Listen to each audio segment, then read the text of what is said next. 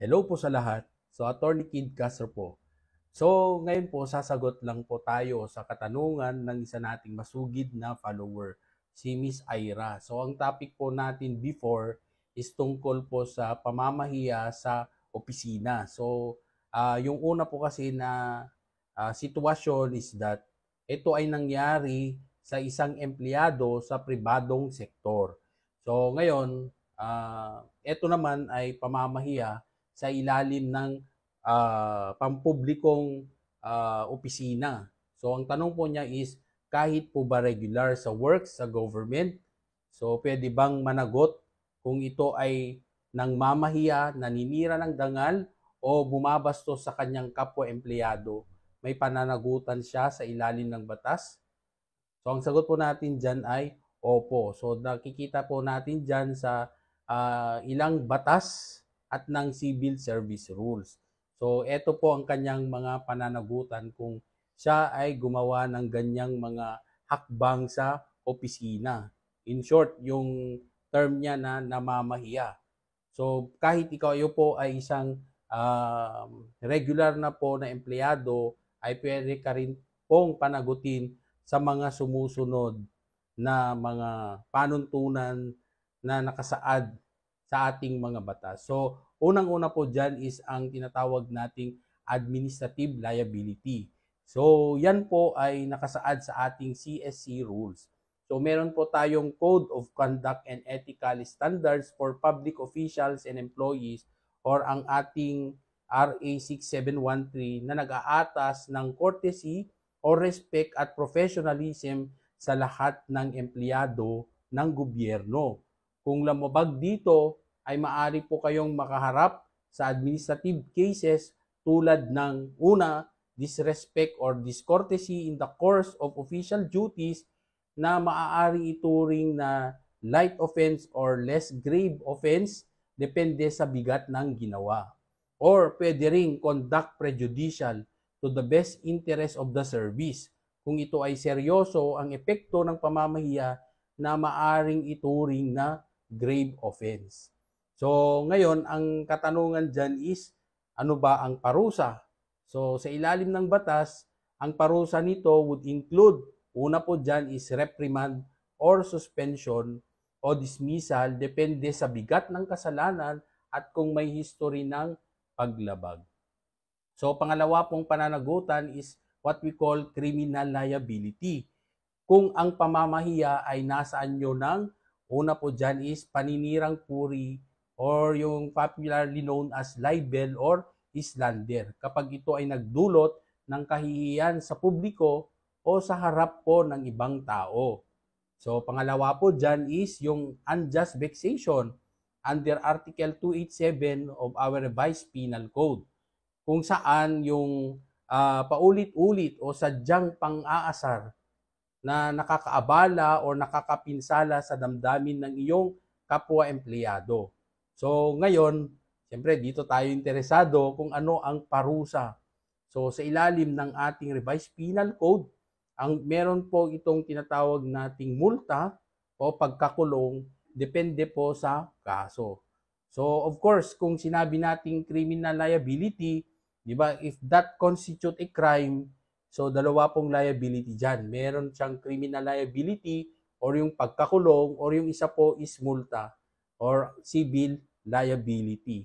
But then, pwede po siyang solo din na civil liability, na kung ang biktima ay nagsampa ng civil case for damages kung saan ang pamamahiya ay nakakasira sa dangal o reputasyon mo. So pang-apat, so sa ilalim pa rin ng batas, pinapayagan din niya ang tinatawag nating workplace sanction. So bukod sa legal remedies na binanggit natin na nakasaad sa mga batas, pwede rin na magsampa ng complaint sa Human Resource or sa Civil Service Commission or sa Ombudsman laban sa empleyado. So maaari ring isama ito sa performance evaluation at magdudulot ng epekto sa kanyang promotion. So ito yung pipigil sa kanyang promotion or pwedeng makapekto sa kanyang security of tenure or ang kanyang permanency sa trabaho. So, ngayon, ang gusto lang nating ipahatid dito is that kahit po regular na, okay, sa trabaho, sa gobyerno, ay pwede pa rin pong managot kung merong kaso ng pamamahiya or paninira po sa kapwa. So, ang empleyado ng gobyerno na namamahiya sa kapwa-empleyado ay pwedeng managot sa sumusunod. Gaya ng binanggit natin po kanina sa una, which include the following. So, isa po dyan is yung administrative. Diba, nabanggit natin yung administrative liability na under po sa civil service rules. Pwede po kayong ma-reprimand or pagsabihan, ang ibig sabihin ng reprimand. Or pwede po kayong isuspend. Meron nga pong 30-day preventive suspension kung yung isang kaso nyo po ay under investigation. So, pangatlo is what we call, ang pinaka-worst is yung dismissal. So, meron pang instances wherein merong perpetual disqualification to enter government service. Pero yan ay extreme na po yan, na violation po sa ilalim ng ating mga batas. So, ngayon, meron din po tayong criminal liability. So, pwede po kayong kasuhan ng libel or slander or unjust vexation.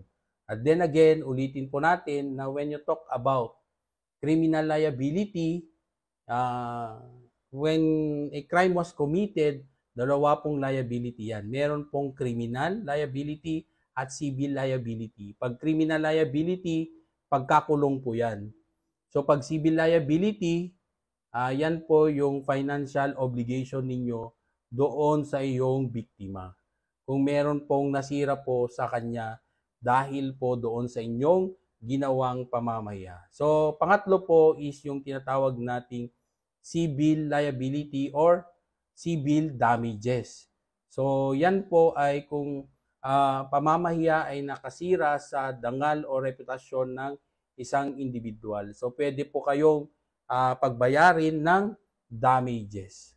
So, I hope maliwanag po yung ating paliwanag doon sa katanungan ni Miss Ira. So, hindi po dahil merong tinatawag na security of tenure sa gobyerno, meron na po kayong lisensya na pahiyain ang kapwa nyo empleyado.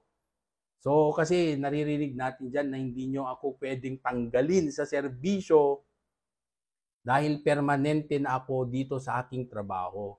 So, hindi po yan totoo. So, kahit kayo po ay nasa gobyerno or pampublikong opisina, or sa pribadong sektor, wala pong lugar ang anumang pamamahiya or yung ating paninira ng dangal or pambabastos sa inyong kapwa empleyado. So, minsan tinatanong din sa atin na meron daw karapatan ang boss na pahiyain ang kanyang empleyado. Kasi parte daw sa pagdidisiplina, yung pamamaya, tama ba yun? Ang sagot po natin dyan ay hindi po. Kasi boss man kayo or regular na empleyado or you belong to the rank and file, pareho po kayong empleyado ng gobyerno.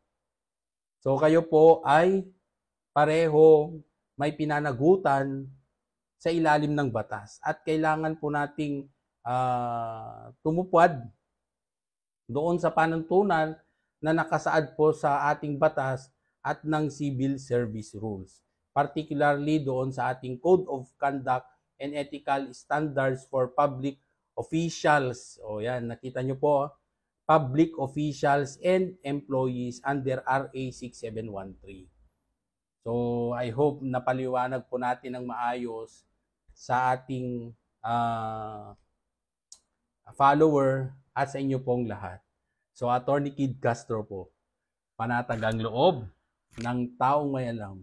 Hanggang sa muli. Kung may tanong po kayo, magtanong lang po and don't forget to follow, like, and share po ang ating TikTok account at ang ating post. Marami pong salamat.